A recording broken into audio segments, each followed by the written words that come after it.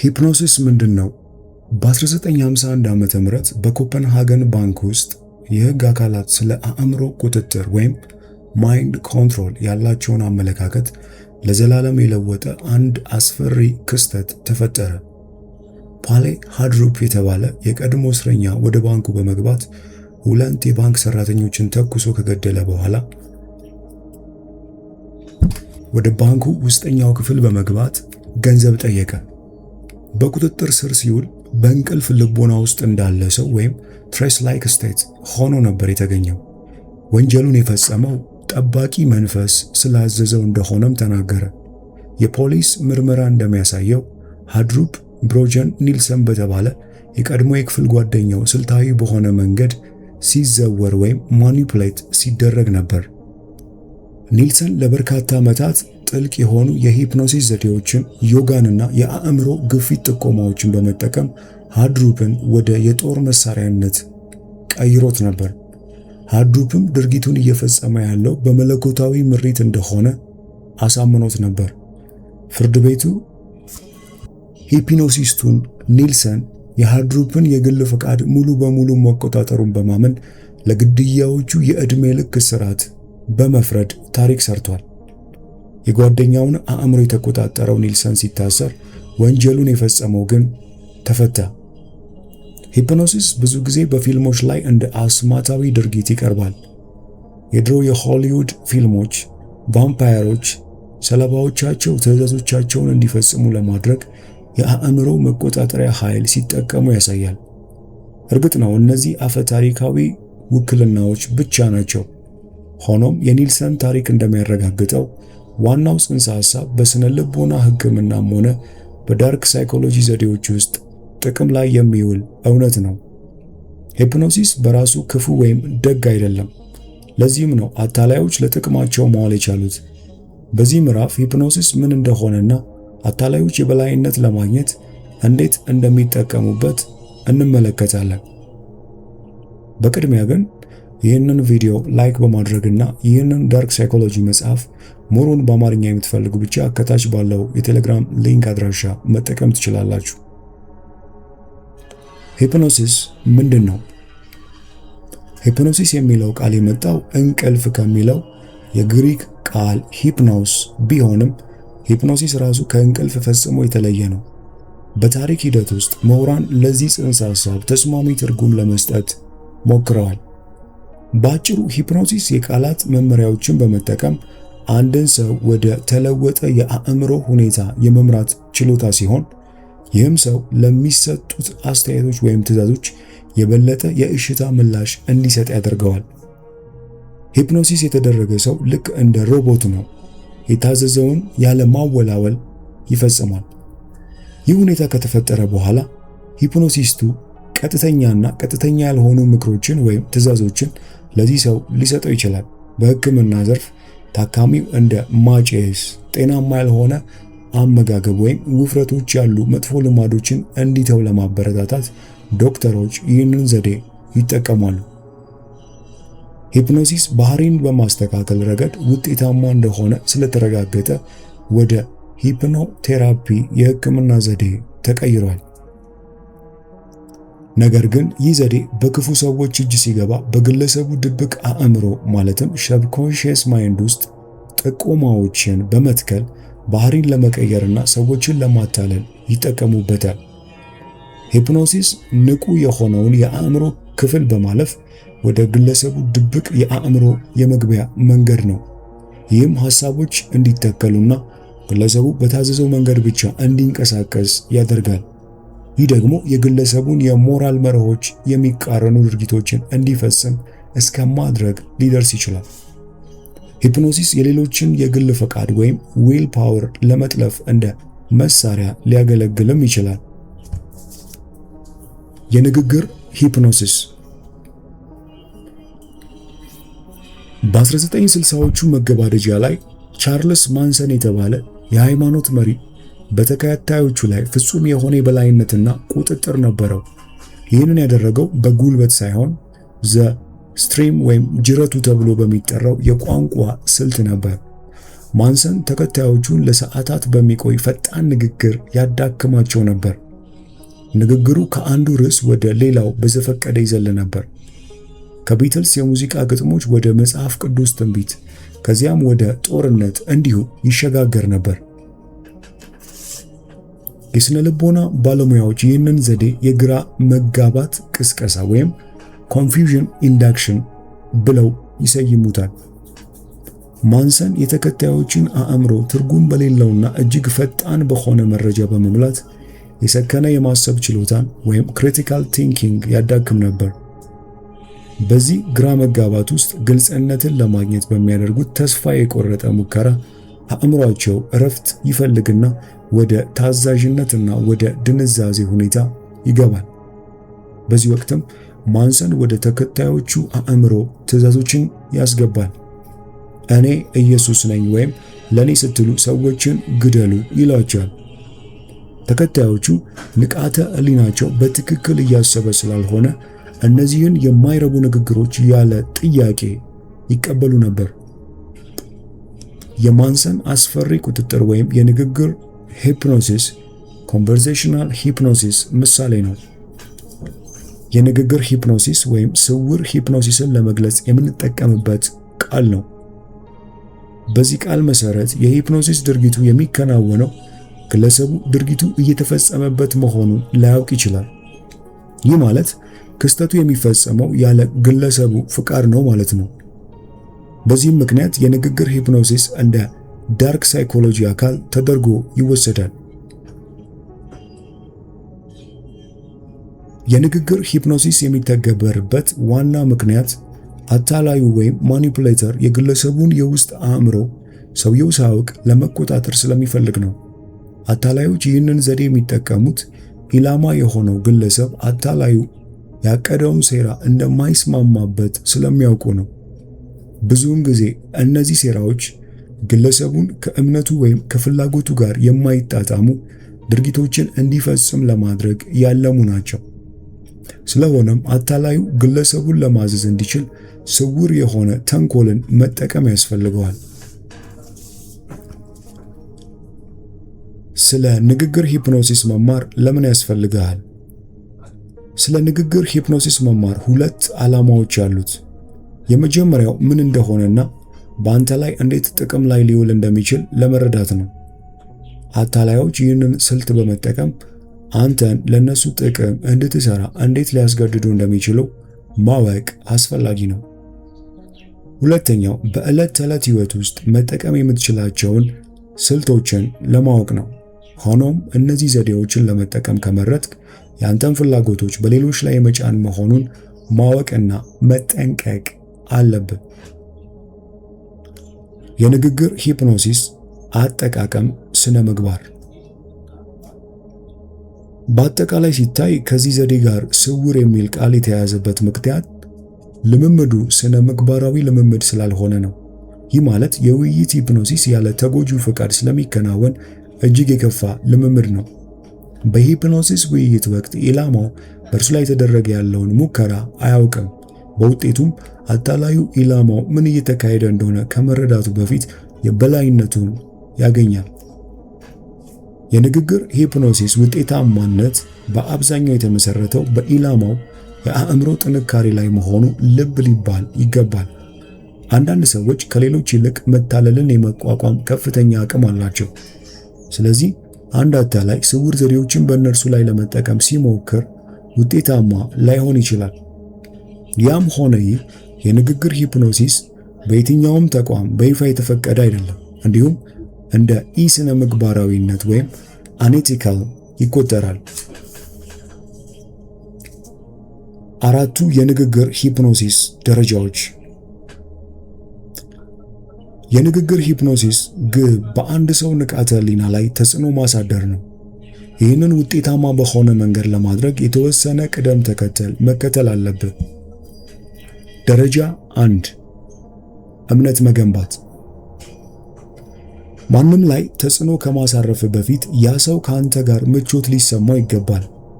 እምነትም ይህንን እምነት ለመገንባት የሚያገለግል መሳሪያ ነው። ሰዎች የሚያምኑ አንተ የምታደርገውንና የምትናገርበትን መንገድ በማየት ነው። የሰውነት ቋንቋን ማንጸባረቅ። ሰዎች ሳያስቡት እንደነሱ ያሉትን ሰዎች ያምናሉ። ይህንን ለማድረግ የነሱን እንቅስቃሴ ኮርጅ። እግሮቻቸውን ካጣመሩ ያንተንም ታጣምራለህ። አገጫቸውን ከነኩ ተመሳሳይ ነገር አድርግ። ማሳሰቢያ፣ ይህንን በስውር አድርግ። በጣም ግልጽ ከሆንክ ይባሱኑ ግራ እንዲጋቡና እምነታቸው እንዲጠፋ ያደርጋል። ድምፅን ማመሳሰል። የድምፅ መጠንህን በፍጥነትና ቃልህን ከነሱ ጋር እንዲዛመድ አስተካክል። ይህም ከሌላኛው ሰው ጋር ያመሳስላል እናም አንተ እነሱን እንደተረዳሃቸው እንዲሰማቸው ያደርጋል። ትክክለኛውን ቋንቋ መጠቀም። ከነሱ ጋር የሚስማሙ ቃላትን ተጠቀም። የተሳሳተ የቃላት አጠቃቀም መጠቀም ሰዎች በጥርጣሬ እንዲመለከቱ ያደርጋል። እነርሱን የሚመጥን ቃል ምረጥ። ደረጃ 2 ትኩረት። የሰውየውን ትኩረት መሳብ ያስፈልጋል። ሆኖም ግን ይህ የምታደርገው በኃይል አይደለም። እንደ ሙዚቃ፣ ምስሎች ወይም የሚያረጋጋ አካባቢ ያሉ ነገሮችን በመጠቀም ሌላኛውን ሰው ለማረጋጋት ሞክር። አንዴ ዘና ካለ በኋላ አእምሮ ለቀጣዩ እርምጃ ዝግጁ ይሆናል። ደረጃ 3 ሂፕኖሲስን መጀመር። ይህ በፊልሞች ላይ እንደምታየው አይነት ሂፕኖሲስ አይደለም። ወደ ዙምቢነት እየቀየሯቸው ሳይሆን ወደ ጥልቅ መፍዘዝ እየመራቸው ነው። ይህ የሚሆነው የአንጎል ሞገድ ሲረጋጋ ነው። አንጎል እንዲህ ባለ ሁኔታ ሲረጋጋ ንቃተ ህሊና ወይም ነገሮችን የሚጠቀመው የአእምሮ ክፍል የውጭ ሐሳቦችን መከላከሉን ይቀንሳል። ይህም ድብቁን አእምሮ ክፍትና ለጥቆማዎች የተጋለጠ ያደርገዋል። ደረጃ 4 መልእክቱን መትከል። ኢላማው በጥልቀት ከተዝናናና አታላዩ ሰው ሐሳቡን መጫን መጀመር ይችላል። ለዚህም ሰውየው ዘና ማለት አለበት።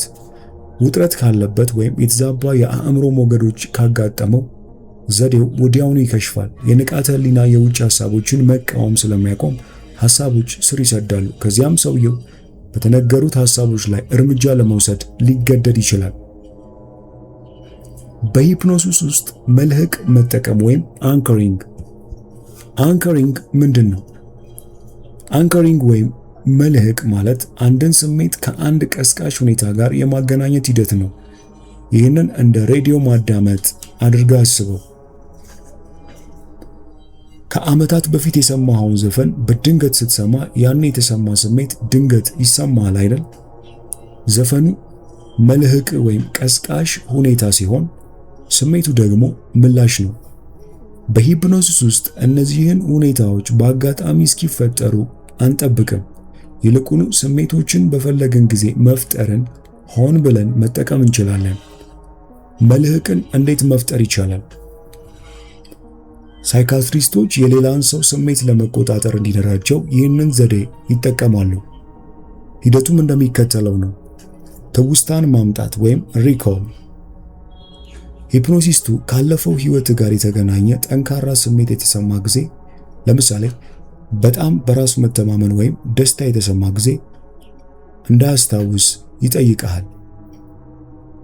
ስሜቱን መልሶ ማጣጣም ወይም ሪሊቭ። ያንን ስሜት ልክ አሁን እየተፈጠረ እንዳለ አድርገህ እስኪሰማ ድረስ በአይነ ህሊና ትስለዋለህ። ቀስቃሹን ማዘጋጀት ወይም ትሪገር። ልክ ያ ስሜት ጠንክሮ ሲሰማ ሂፕኖሲስቱ የሆነ አካላዊ እንቅስቃሴ እንድታደርግ ያዛል። ለምሳሌ አውራ ጣትህንና ጠቋሚ ጣትህን ማገናኘት ሊሆን ይችላል። ይህንን ደጋግሞ በማድረግ አእምሮ አካላዊ እንቅስቃሴውን ወይም ንክኪውን ከመልካም ስሜቱ ጋር ያገናኘዋል። አጠቃቀም ወይም ኢንስታሌሽን። እንዴት እንጠቀምበታለን? አንዴ አንከሪንግ ወይም መልህቁ ከተዘጋጀ በኋላ ያለፈውን ትውስታ ማምጣት አያስፈልግህም። የአካል እንቅስቃሴውን ብቻ መጠቀም በቂ ነው። ድርጊቱ ጣቶችህን ማነካካት። ውጤቱ አእምሮ ወዲያውኑ የደስታ ወይም በራስ መተማመን ስሜት ይሰማዋል። ለምሳሌ ሂፕኖሲስን ወይም ከአንከሪንግ ጋር በማያያዝ ለክብደት መቀነስ መጠቀም። እዚህ ጋር መልህቁ ወይም አንከሪንግ ለክብደት መቀነስ በጣም ጠቃሚ ነው። ግለሰቡ የሚፈልገውን የሰውነት ቅርጽ ቀጠን ብሎና ጤናማ ሆኖ ያለበትን በአይነ ህሊናው ይስላል። አሁን የክብደት መቀነስ ሐሳብ ከስቃይ ይልቅ ከደስታ ጋር ይገናኛል። ይህም ግለሰቡ ከአመጋገብ ልማዱ ጋር ተስማምቶ እንዲቀጥል ይረዳዋል። ይህንን ዘዴ በመጠቀም ሰዎች ከአንተ ጋር ሲሆኑ ጥሩ ስሜት እንዲሰማቸው ሆን ብለህ ሁኔታዎችን ማመቻቸት ትችላለህ። የሂፕኖሲስ 5ቱ ልዩ ስልቶች። አንደኛ፣ የምርጫ ቅራኔ ወይም the illusion of choice። ይህ ዘዴ ለሌላ ሰው አማራጮችን በመስጠት የምትፈልገውን ነገር የምታገኝበት መንገድ ነው። ዋናው ሚስጥር ግን ሁሉም አማራጮች አንተ ወደምትፈልገው ውጤት የሚወስዱ መሆናቸው ነው። አንድን ነገር ማድረግ ይፈልጉ እንደሆነ እየጠየቅካቸው ሳይሆን ነገሩን እንዴት ወይም መቼ ማድረግ እንደሚፈልጉ ነው የምትጠይቀው። እንዴት እንደሚሰራ ግለሰቡ ለዋናው ጉዳይ አስቀድሞ እንደተስማማ አድርገህ ትጠይቀዋለህ። ለምሳሌ ለፍቅረኛ ራት አብረን እንብላ ከማለት ይልቅ ለዛሬ ራት የት እንድንበላ ትመርጫለሽ ብለህ ጠይቃት። ይህ ጥያቄም አንዱን ምግብ ቤት እንድትመርጥ ያደርጋታል። ይህ ማለት ራቱን ለመብላት አስቀድማ እንደተስማማች ያደርጋታል። ሁለተኛ፣ የተደበቁ ትዕዛዞች ወይም ሂድን ኮማንድስ። ይህ በረዥም ጊዜ አረፍተ ነገር ውስጥ ትዕዛዝን የመደበቅ ጥበብ ነው። ንቁ የሆነው አእምሮ ወይም ኮንሺየስ ማይንድ ሙሉ አረፍተ ነገሩን ይሰማል። ነገር ግን ሳያውቀው የሚሰራው ድብቁ አእምሮ የተደበቀውን ቀጥተኛ ትዕዛዝ ይቀበላል። ይህ እንዴት ነው የሚሰራው? መመሪያውን ወይም ትዕዛዙን በተለመደ የውይይት መንፈስ ውስጥ ትቀላቀለዋለህ። ለምሳሌ ከኔ ጋር ለመስማማት ገና እርግጠኛ የሆንክ አይመስለኝም። ነፃነት ሲሰማህ ንገረኝ። ይህንን ምርት ስገዛ ልዩነቱን ታየዋለህ። ይህ ለምን ይሰራል? ንግግሩ እንደ ትዕዛዝ ስለማይሰማ ሰዎች አይቃወሙትም። ሐሳቡ ከራሳቸው የመነጨ እንደሆነ አድርገው ያስባሉ። ሶስተኛ፣ ቃላትን ማድመቅ ወይም አናሎግ ማርኪንግ። ይህ ለተደበቁ ትዕዛዞች እንደ ማጓጓዣ መንገድ ነው። ሳያውቀው የሚሰራው ድብቁ አእምሮ በየትኛው ቃላት ላይ ትኩረት ማድረግ እንዳለበት የሰውነት ቋንቋ ወይም የድምፅ ቃናን በመጠቀም የምትነግርበት መንገድ ነው። እንዴት ነው የሚሰራው? በአረፍተ ነገር ውስጥ ያሉ የተወሰኑ ቁልፍ ቃላትን በድምፅ ወይም በሰውነት እንቅስቃሴ ታጎላቸዋለህ። ድምፅ፣ ከቃሉ በፊት ለአፍታ ቆም ማለት፣ ድምፅን ከፍ ማድረግ ወይም ድምፅን ማጥበቅ ወይም ማወፈር ሊሆን ይችላል። ሰውነት፣ ትዕዛዝ የሆነውን ቃል በምትናገርበት ቅጽበት ራስን መነቅነቅ፣ ጠረጴዛን መምታት ወይም የእጅ ምልክት ማሳየት። የዚህ ውጤት ንቁ አእምሮ አረፍተ ነገሩን ይሰማል፣ ነገር ግን ድብቁ አእምሮ እነዚህን በተለየ ሁኔታ የተባሉትን ቃላት እንደ ትዕዛዝ ይቀበላቸዋል። አራተኛ፣ አሉታዊ ትዕዛዞች ወይም ኔጋቲቭ ኮማንድስ። የሰው ልጅ ድብቁ አእምሮ አይ ወይም አታድርግ የሚሉትን ቃላት ለመረዳት ይቸገራል። ለምሳሌ ስለ ሰማያዊ ዝሆን አታስብ ብልህ መጀመሪያ ወደ አእምሮ የሚመጣው ሰማያዊ ዝሆን ነው። ይህ አሉታዊ ትዕዛዝ ወይም ኔጋቲቭ ኮማንድስ እንዴት ነው የሚሰራው? አንድ ሰው አንድን ነገር እንዳያደርግ በመንገር በተቃራኒው ስለ ነገሩ እንዲያስብ ታስገድደዋለህ። ምሳሌ፣ አሁን አትወስን ስትለው ስለ መወሰን እንዲያስብ ታስገድዳቸዋለህ። ወዲያውኑ እምነት ወይም ወዲያውኑ እንድታምነኝ ብዬ እየጠበቅኩ አይደለም ወይም እመነኝ ብዬ እየጠበቅኩ አይደለም ስትላቸው ስለማመን እንዲያስቡ ታደርጋቸዋለህ። ለምን ይሰራል? ተቃውሞውን ለማረፍ ይረዳል። እመነኝ ካልክ ሰዎች ይጠራጠራሉ። እኔን ማመን የለብህም ካልክ ግን የጥርጣሬያቸው መከላከያቸውን ዝቅ ያደርጋሉ።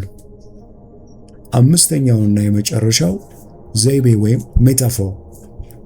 ለአንድ ሰው ምን ማድረግ እንዳለበት በቀጥታ ከመናገር ይልቅ ሁኔታውን የሚወክል ስለ ሌላ ሰው ወይም ስለ አንድ ነገር ታሪክ ትነግረዋለህ። ይህ እንዴት ነው የሚሰራው? ይህን ለማድረግ ምልክቶችንና ታሪኮችን ትጠቀማለህ። የዚህ ግቡ አንድ ሰው ሰላም ወይም ደህንነት እንዲሰማው ከፈለግ ሰላም ነህ አትለውም። ይልቁንም ስለ አንድ ጠንካራ ምሽግ ታሪክ ትነግረዋለህ። ለምን ይሰራል ይህ ዘዴ? ታሪኮች ስሜታዊውን የአእምሮ ክፍል ያነቃቃሉ። አድማጩ ታሪኩን በራሱ መንገድ ይተረጉመዋል። ይህም መደምደሚያው ካንተ ሳይሆን ከራሱ ከውስጡ የመጣ እንዲመስል ያደርገዋል። ዛሬ ከዚህ ከዳርክ ሳይኮሎጂ መጽሐፍ ሂፕኖሲስን በዚህ መልክ አይተናል። የትኛው ሐሳብ ተመቻችሁ? ኮመንት ላይ ጻፉልን። በመግቢያ ላይ እንዳልኩት ይህ መጽሐፍ ሙሉ በአማርኛ ስላለ የምትፈልጉ ብቻ ከታች ባለው የቴሌግራም ሊንክ አድራሻችን ዲስክሪፕሽን ቦክስ ላይ ባለው ልትጽፉልን ትችላላችሁ። ይህንን አስደናቂ ዕውቀት ለወዳጅ ዘመድ ጓደኞቻችሁ ሼር ማድረግ፣ ይህ ቪዲዮ ደግሞ ለብዙዎች ተደራሽ መሆን እንዲችል ቪዲዮውን ላይክ ማድረግ፣ ይህንን አስደናቂ ዕውቀት ቤተሰብ ደግሞ በእውቀት አድማሳችሁና በማስተዋል ከፍ እንድትሉ ያግዛችኋልና ሰብስክራይብ በማድረግ እንድትቀላቀሉ እንጋብዛችኋለሁ። በሚቀጥለው ጊዜ መሰል አስደናቂና ሕይወት ለዋጭ መጽሐፍ ይዤ እስክመጣ ድረስ ቸርን ሰንብት።